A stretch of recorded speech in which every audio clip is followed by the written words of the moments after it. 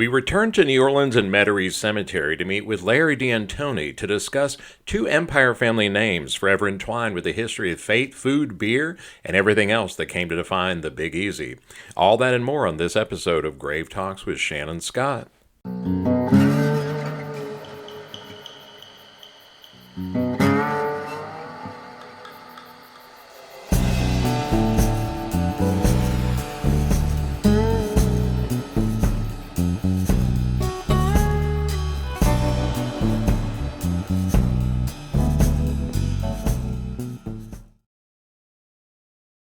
Well, I'm in the trucking industry. You're in the trucking. Yes. I'm born and raised in Metairie, Louisiana, which is not too far from here. Yeah. As I grew up as a child, most of my time was spent on the Gulf Coast with my grandparents. And so as far as growing up in Metairie, outside of high school and being a young kid, most of my memories would be on the Gulf Coast, the Gulfport area. Yeah. Yes, I'm the great-grandson of Sir Lawrence Fabacher. Yeah. He's here behind me. And as far as going to the cemetery, over the years as a child, all my immediate family resides here. So over the years, spent a lot of time here in Metairie Cemetery. Yeah. If you want to go visit my family, this is where I come. I see. Because they're all. Yeah, wow, that's pretty powerful. Now, tell us a little bit about how you got into trucking. I'm just curious. Well, my family was in the beer business, of course, late 1800s. Most of my family was in a restaurant business. Okay. Forever in the day. I got into the restaurant business in the mid 90s, and I did that for a spell, and then had enough and went back and went in a truck. Wow.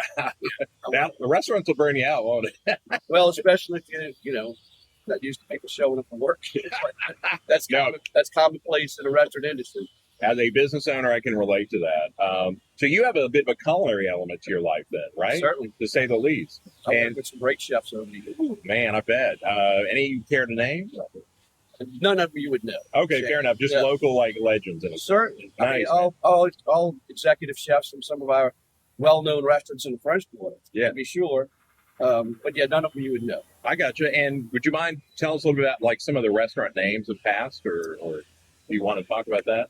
Well, my restaurant. Your restaurants of past, yeah. Well, mine was D'Antoni Seafood Tavern. Wow. In Metairie, Louisiana. My dad's restaurant was a mid-city restaurant on Canal Street. My grandfather, they all got to the restaurant business back before the beer business. They had Fabachers, which they only had on Iberville, and that was owned by my Peter Fabacher. Wow. And so you were raised inside of that industry, like from a young guy to a mid-age guy. Weaned on Jax beer and got in, yes, and slowly evolved into the culinary and the restaurant business as the years went by. Yeah. Wow, that's neat. Well, obviously Metairie Cemetery is a special place for you, and one of the most beautiful, stunning monuments out here is of Sir Lawrence Fabacher's family. And what can you tell us a little bit about Lawrence Fabacher? Great-grandfather, and he's married to Antoinette Wagner, which is my great-grandmother. Founded the Jax Brewing Company in 1890. Yeah. And he was a Knight of St. Gregory. He was commissioned by Pope Pius V. He was knighted by Archbishop Blank at St. Louis Cathedral in 1910. Right. Very big impact on the church here in New Orleans. And so he was just a great humanitarian. Yeah. And a brewer. Yeah. Sure. Wow. And so in terms of the impact on the church, like the community itself, basically, or a specific church, or most all Catholic, they were big, huge Catholics. So most of their donations went to Sisters of the Poor. They just did a tremendous amount of humanitarian work, donations to all of the Catholic schools. Wow. He started four Catholic high schools in this area. Yeah. So he gave the money to Archbishop Hannah. He dispersed the money and started different high schools around here. Amazing. And so Lawrence Fabacher was actually born in this area, though, right? Correct? Yes. Okay. And so you have both, it sounds like Italian and German in your family. Is that correct? That is correct. Wow, that's amazing.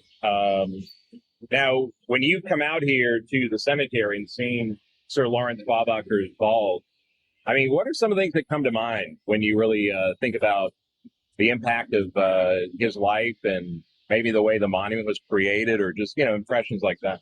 Well, I figured it's the most beautiful tomb. Yeah. A resting place. My mom and my dad are both in here, along with my great grandparents Wow. and several uncles Wow. and aunts. Wow. So, I'm very proud to be part of his lineage, and that's Yeah. it. That's beautiful. That's beautiful. And so the Jackson Brewery, correct? Correct. And now, where did that stand, or where is it still residing? Well, Jackson Brewery was on Decatur Street, took up almost the whole city block of Decatur, on both sides, actually. One side was the brew house and the warehouse and the office building.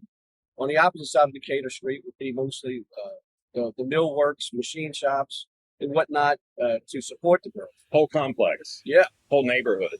Yes. Wow, that's amazing. And so, do you feel like a lot of those breweries, they benefited from the port, obviously, because the beer leaves fresh to the world in a sense, right? Well, by rail. By rail? Yeah, railway ran right back side of the brewery. Okay. And then, of course, with the port being there, all of my great grandfather and grandfather all imported their hops from Germany. So imported ingredients was very important to them back then. So yes, the railways and the ports were very, very handy at that time. I bet that was actually my next question. Where do they get source the ingredients? But everything was imported. Neat. Now, do you know anything about like some of the how many barrels they maybe turned out a year or anything like that? Just curious. Offhand, Shannon, I would not. Were there specific types of beers that they produced that, an ale or an amber, a stout? I mean, what were they famous for? Well, their stout was famous for that, and of course during October they would make a Bach beer, make a dark beer during October. But yes, it's a great drinking beer for sure. One of the favorites microbreweries from New Orleans. Wow, that's amazing. And if you don't mind me asking, when did your mom and dad pass on in life? But Dad passed on in November 16th, 2000. Excuse me. Okay. 1996. Yeah. My mother passed in 2018 in February. Wow. Yeah. Very, very recent. Well, yeah. Yeah, my condolences. Thank you. And let me just to clarify, did your father retire in a sense out of the restaurant business? Yes. So that's how he kind of, that was the swan song too. He did restaurants his whole life. Yes. Yeah. Well, for the most part, they all worked. Both families worked into the brewery. They worked for the brewery until it closed. Right. In 74. 74. Yes. And after that, my dad went on his way, and they all went back into either the bar business or the restaurant business. Wow. Which hands down, New Orleans is known for its food, its beer, it's really its hospitality. So your family has had an integral role in that for obviously over 100 years. Well over, yes. Well over 100 years. That's amazing. Well, so we've talked a little bit about Sir Lawrence Fabacher, but where would you like to head to next in Metairie? What's another essential grave site location here, do you think? Well, we have some property in Greenwood or across the street. Yeah. We have some real estate there as well. Oh, neat. But everyone I know is here. In Metairie, So, okay. Yeah, well, from the mausoleum out here to the tombs. Cool. Well, let's check out some others together. So we'll move on with that, Larry, and thanks so much. As fascinating as that was, that's just a portion of Larry's family stories out here. So we're going to cruise the Buzzardmobile over to the D'Antoni side of things and hear more from Larry, and we're so honored. If my understanding is correct, we have some of your great-grandparents here, some aunts and uncles in the mausoleum? That is correct, Shannon. Okay. And tell us a little bit about the D'Antonis, where they hailed from originally, maybe in the old country, how they got here, where they were maybe first, and how did they migrate into the New Orleans world? Well, they came from Cipollo, Sicily, which is about 40 miles up the coast from Palermo. It's a little fishing village in Sicily. My great-grandfather is here, Salvatore D'Antoni. The rest of the family, how they made it here, at what time, it's not really, I'm not really sure about that. Yeah, that's cool. And they settled here. My grandfather Blaze founded Standard Fruit Ship Line back in the early 1900s. Wow. And yes, so they hauled bananas throughout the Golden Triangle, Wow. Havana and Cuba and whatnot, back here to New Orleans, which is now they sold out the Dole, pineapple or Dole fruit. Sure. Wow, that's amazing. That's huge heritage, right? The food heritage. And so now I understand that there's some pretty kind of incredible stories. Like one you had mentioned was maybe in respect to, I don't want to say a quibble, but more of a stir at the port. Oh, certainly, right. So, of course, as you know, as all ports go, sometimes have trouble with the unions. At some point in time, as my grandfather had brought in a couple of shiploads full of bananas, came in from Havana, and they're having trouble getting them offloaded at the port. So this back in the early 40s, my grandfather had to reach out to Al Capone, and I guess with a phone call or whatever, that the ships got offloaded before the bananas rotted. Yes. Wow. And it's, I mean, it sounds like the Italian community is very well ingrained in the New Orleans kind of dynamic. And so you have this interesting mix of the German, the Italian. How did those worlds kind of coexist in your mind? I mean, what were some of the maybe the challenges, but also some of the joys? I mean, you got to experience such diverse cultures, right? Well, certainly. I was more drawn into the Fabacher side. Yeah. I was closest with them. It was a great childhood. I have no upsetting memories to be sure. Yeah. It was really really a nice time in life. The Fabachers and the D'Antonis married. My grandfather, my grandmother married. My grandfather Blaze here. Sure. So once the D'Antonis and the Fabachers got intermarried as families, it was a good union. I think. Do you feel like each other? Do you feel like some of that might have been controversial in the period, or was it kind of like business, necessity? Was it really, romance, or was it almost like, the family needed to do businesses together or do business together? I think it was a great union. I think it was a great business move, to be sure. Two power families, sure, financially and otherwise. Yeah. I don't think there was any strife on either side at all. Sure. And so you spoke of how a lot of your immediate family is now resting in Metairie. I mean, is there a plethora of D'Antonis out here in the community and you run into regularly in that sense? Well, Shannon, I'll tell you. At one time, we had several. I have some cousins that are still around. First cousins, actually. But after Katrina, mm-hmm. They were all residing, most of them in New Orleans, mm-hmm. and they moved away. Sure, not to return. And as I said, all of our immediate family it resides here. Wow. I'm an only child, so I don't have no siblings. Yeah. But I do have some cousins. Yeah. And they're still around, not too far off. Sure. Now, is there anything specific that you wanted to speak of beyond some of those family business ideas of the D'Antonis, or what would you say if you wanted the world, to know in general, like what would be a statement of how the Fabachers and the D'Antonis have impacted New Orleans, or let's say America? Like, what's your thought? What are your thoughts on that? Well, business wise, has produced several, hundreds and thousands. Well, say hundreds of thousands of jobs for families in the city of New Orleans, which was outstanding. The impact was tremendous until to this day. If you go into New Orleans, you'll see dedications to the Fabachers and the D'Antonis all throughout New Orleans. Wow.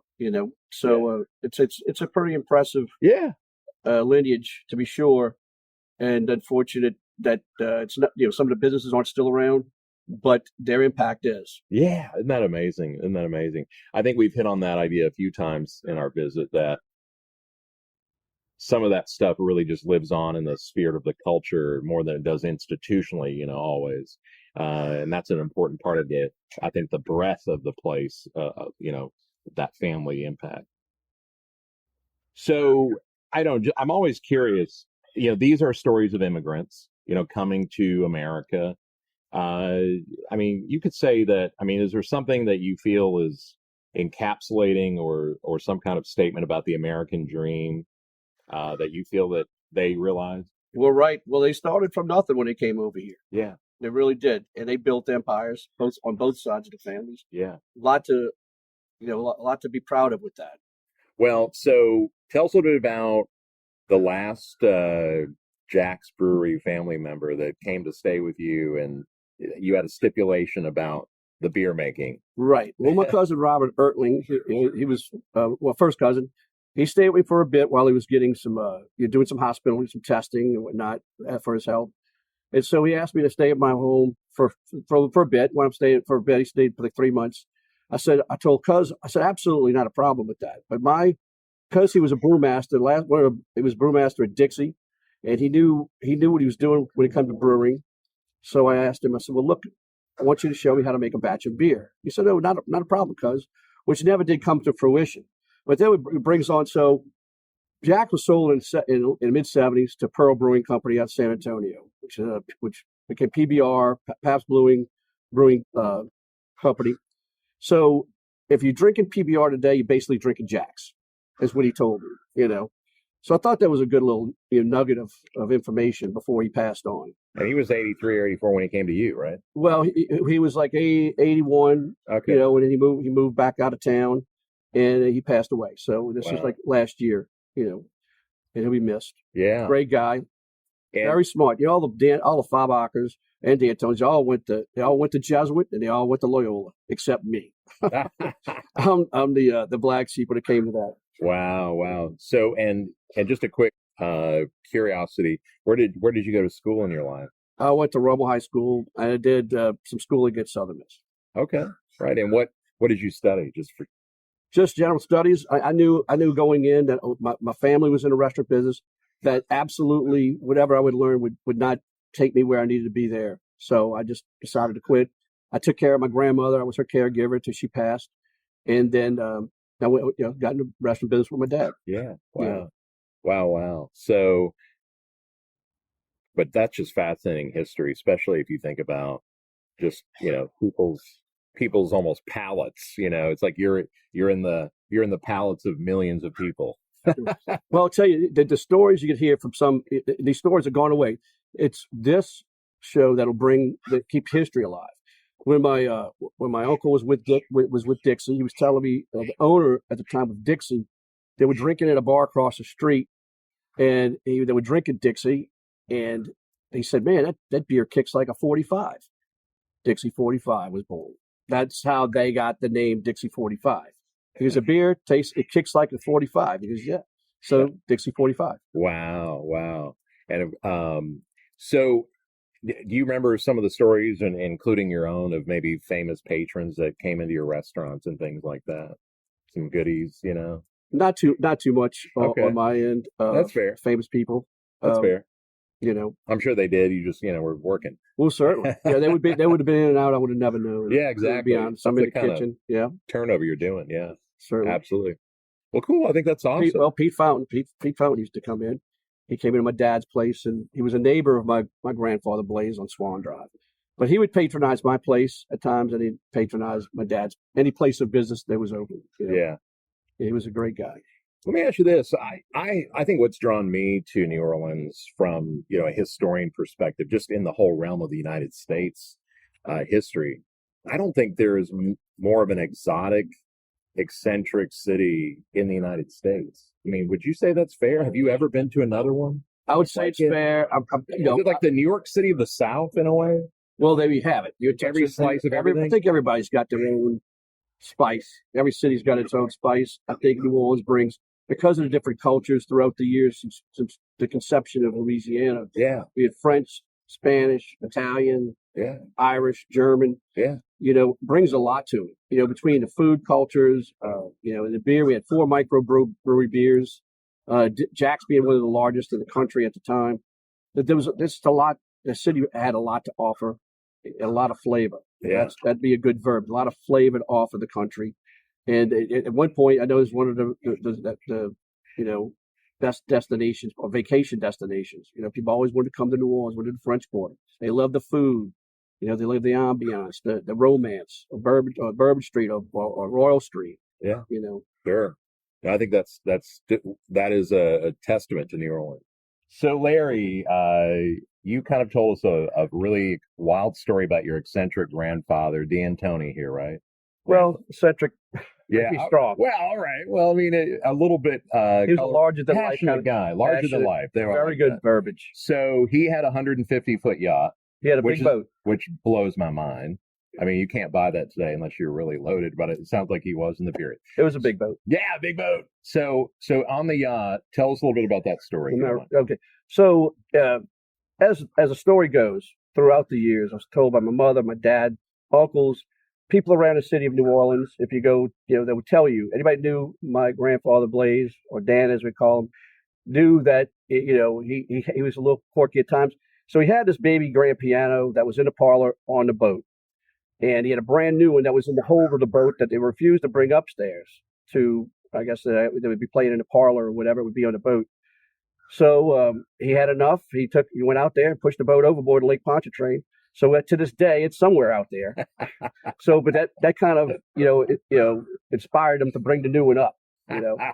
So the best I can gather from his story, it's true. It's been told many stories, but different people, and they all have the same one. So it's got to be true, right? I love it. I love it. Now, and what time frame was that? I could not tell you to be sure. I would say in the 50s. 1950s. Wow. And and was he musical at all, or just he liked the piano? No, he was not musical. Okay. Although I'll tell you, he did. He was a fighter. They started boxing. I didn't touch on that. He founded Curly's Gym that was in New Orleans. Wow. Knew some of the great fighters of our time. Rocky Marciano. He spent time with him. Legend. Yes. So he brought a lot to the city of New Orleans. Yeah. These are. You guys sound like a dynamic family doing dynamic things. That's amazing. He spent a lot of time at Manali's restaurant throughout the years. He's well known up in that place. So yeah. Wow. Along with my Aunt Donna, they were always in there. Wow. That's amazing. Absolutely. And thanks to you with having me out here to keep some of the memories alive. Thank you. Well, that is our mission. We really enjoy getting personal stories from family members, graveside. That's the whole mission here, is a little storytelling graveside, because it's an ancient tradition, actually. A lot of the times the grave sites tell the story, they sure the people who are in there. They sure. That's the value. Absolutely.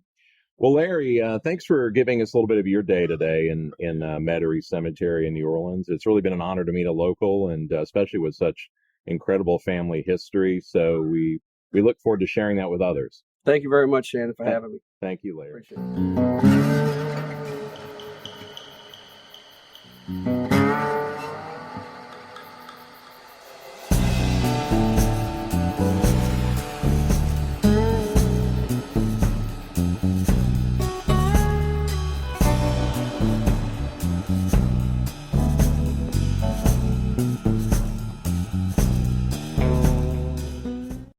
That's the right idea, the right idea. Get the right idea, drink mellow Jax beer.